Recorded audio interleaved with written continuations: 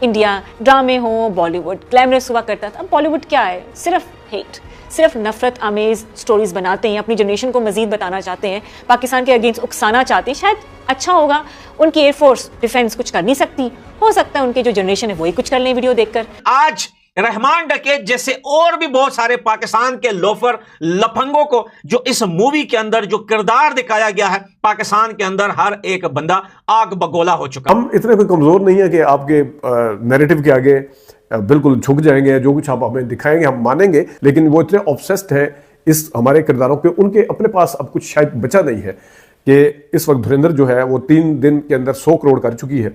और it's interesting to सी कि हमारे ऐसी इंस्पायरिंग स्टोरीज इनको मिल जाती हैं जिससे फिर ये अपनी इंडियन सिनेमा जो है ब्लॉकबस्टर्स बनाता है। एंड आई वाज थिंकिंग कि अगर इंस्पिरेशन अगर करेंसी होती तो शायद पाकिस्तान इस वक्त बॉलीवुड को खरीद चुका होता। मुझे लगता था कि ये कोई वायर एफ स्पाई यूनिवर्स होगी, तो कैसे हो सकता है कि कराची वो रॉ सिंपल ये इंटेलिजेंस वाले झगड़े होंगे।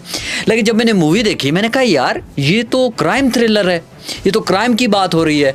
तो जब मैंने देखी है, लिटरली मैं एक स्टूडेंट हूँ फिल्म और टीवी का, मेरे बिल्कुल होश उड़ गए हैं। पाकिस्तान के अंदर धुरंधर मूवी जो है उसे बैन कर दिया गया है और ये पहली बार नहीं हुआ है, ऐसे कई बार हमने देखा है कि बॉलीवुड की ऐसी बहुत सारी मूवियां पाकिस्तान के अंदर बैन कर दी जाती है। मूवी तो बहुत दूर की बात है, पाकिस्तान के अंदर तो अगर कोई बंदा उठकर सच्चाई बता दे तो ये उन्हें भी जेल में डाल देते हैं। तो फिर तो मूवी 2 घंटे 3 घंटे की मूवी वो कैसे देख सकते हैं, जिसका नाम है धुरंधर।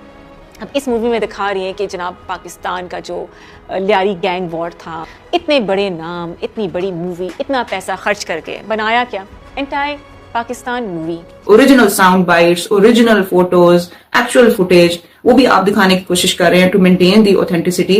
बट फिर अगर मैं उस तरह से देखूं तो बहुत सी जगहों पे आपने ऑथेंटिसिटी की भरपूर धज्जियां उड़ाई हैं। फॉर एग्जाम्पल ISI का जो ऑफिसर दिखाया गया है major Iqbal, played by Arjun Rampal, हमारा इस लेवल का ISI का ऑफिसर तो क्या, हमारा कोई आम पाकिस्तानी शहरी भी, कोई बच्चा भी हमारा खिताब को खिताब नहीं बोलता, खरीद को खरीद नहीं बोलता। ये टिपिकल हिंदी एक्सेंट है। मेरे लिए तो डाइजेस्ट करना थोड़ा सा मुश्किल हो रहा था कि आपका एक ऐसा मिथिकल आप उसको हीरो दिखा रहे हैं, लार्जर देन लाइफ आप वो कैरेक्टर दिखा रहे हैं जिसने इंडिया को बचाना है, और आपने उसी के हाथ से दिखा दिया कि उसने फैसिलिटेट भी किया है वो जो सारी टेररिस्ट एक्टिविटी है। So hats off to the writer for being honest to this. अगर हम बॉलीवुड देखें आजकल तो बॉलीवुड में एक ही नैरेटिव छा रहा है, एंटायर पाकिस्तान मूवीज बनाओ और बॉलीवुड पे छा जाओ। उनके बड़े से बड़े एक्टर्स, बड़े से बड़ा मीडिया, म्यूजिक होगा तो उसमें पाकिस्तान के खिलाफ बातें होंगी, मूवी होगी पाकिस्तान के खिलाफ बातें होंगी, ऐड होगी पाकिस्तान के खिलाफ होंगी।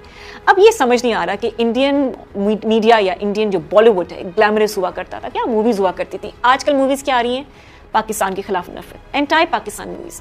तो ये जो हेट है, ये जो एक्सट्रीमिज्म है, ये हमने उनके लीडर्स से भी देखा। अगर हम बीजेपी की बात करें तो वो कौन से दूर हैं, वो भी जब भी बात करते हैं पाकिस्तान के खिलाफ गलत उल्टी ही उनकी कहते हैं ना कि मुंह से निकलती है पाकिस्तान को देखकर। तो ये चीज़ें हम खुद देखते हैं, फिर हम ये मूवीज़ देख रहे हैं, अभिनंदन, धुरंधर, ये वो मूवीज़ हैं जो पाकिस्तान के अगेंस्ट एजेंडे पे काम कर रही हैं। ये स्क्रिप्टेड नज़र नहीं आती है, प्रॉपर एजेंडा नज़र आता है, एजेंडा बेस्ड मूवीज़ हैं ये। आप पाकिस्तान को किस तरह बदनाम किया जाए, जंग तो हार गए, जहाज़ भी गिर गए, इंटरनेशनल मीडिया पे बेइज्जती भी हो गई, डोनाल्ड ट्रंप ने भी 3 बातें सुनाकर 10 और लगा दी। इंडिया को समझ नहीं आ रहा। बॉलीवुड जब हमें अब रियलाइज़ हो गया है कि जो बॉलीवुड है वो बैक्ड बाय पॉलिटिकल एजेंडा है, क्योंकि इसके अलावा बॉलीवुड के पास अब और कहानियां नहीं रही।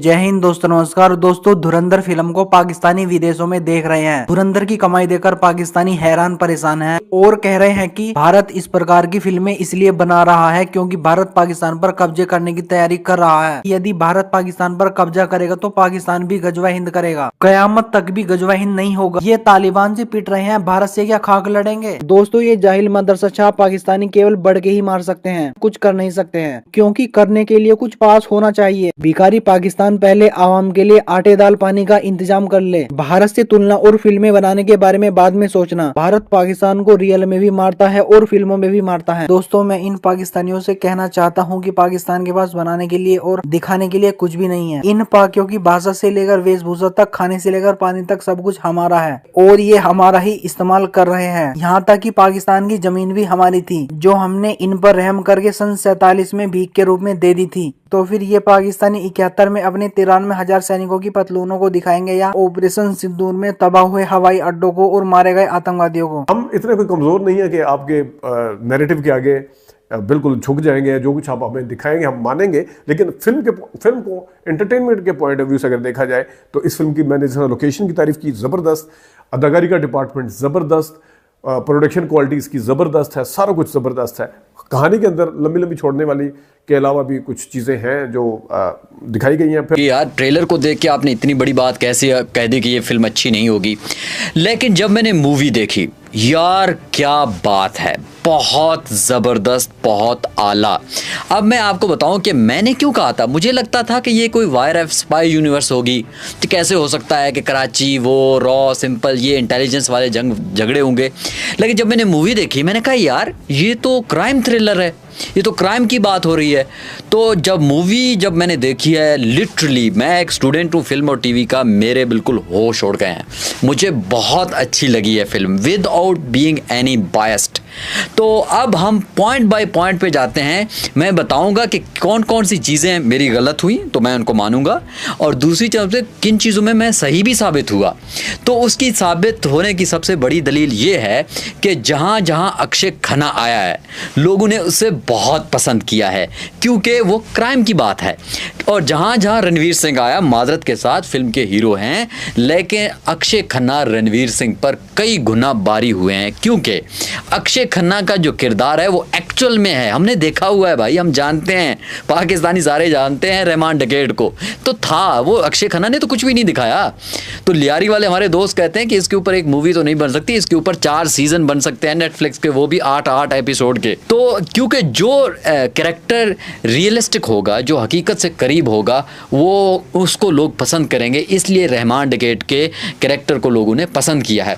सो बहरहाल अब जाते हैं पॉइंट बाय पॉइंट, मैं आपके सामने बताऊंगा कि इस फिल्म में क्या है जो डिफरेंट है, जिन्होंने हकीकत में अच्छी फिल्म बनाई है, और उसके बाद मैं बताऊंगा किन किन पॉइंट्स के ऊपर इस मूवी में के नेगेटिव भी थोड़े से चीज़ें हैं। तो हमारी इस वीडियो को एंड तक देखिएगा, ये एक ऑनेस्ट रिव्यू है, किसी भी न तो किसी स्टार का मैं फ़ैन हूँ और ना ही किसी के खिलाफ हूँ, मैं करूँगा ऑनेस्ट रिव्यू। इस मूवी की सबसे बेहतरीन बात मुझे लगी है भाई, जो इसके डायरेक्टर ने, उसने पूरी लियारी को दिखाया है। मैं हैरान इसलिए हुआ, मैंने कहा यार बॉलीवुड का एक डायरेक्टर कैसे आप पूरे लियारी को दिखा सकते हैं।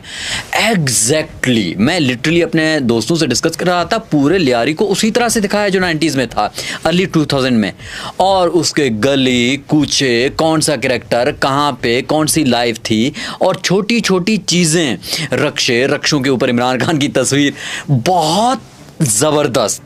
मतलब इतनी कोई रिसर्च टीम जो भी होगी भाई, बहुत शानदार काम किया है कि एक्चुअल में लियारी आपको फील नहीं होता कि आप लियारी नहीं देख रहे हैं, और आपको लगता है कि एक पाकिस्तानी डायरेक्टर या पाकिस्तान के तवज्जो से आप उसको देख रहे हैं। तो सबसे जो इम्पॉर्टेंट मुझे लगी है जिस तरह रियलिस्टिकली दिखाया गया, एक तो लियारी को एज ए पूरे सिनेरियो के तौर पर, और दूसरी बात है उस इरा को, उन कैरेक्टर्स को, उन हालात को, लोगों की साइकोलॉजी को, लोगों को बहुत शानदार, और ख़ास तौर पर बलोच कम्युनिटी को और उनके रहन सहन को, उनके तौर तरीक़ों को, और जिस तरह का जो कल्चर वहाँ पर रहा है, जिस तरह से उसको दिखाया है, मैं कहता हूँ ये रियलिस्टिक है और हकीकत के 90%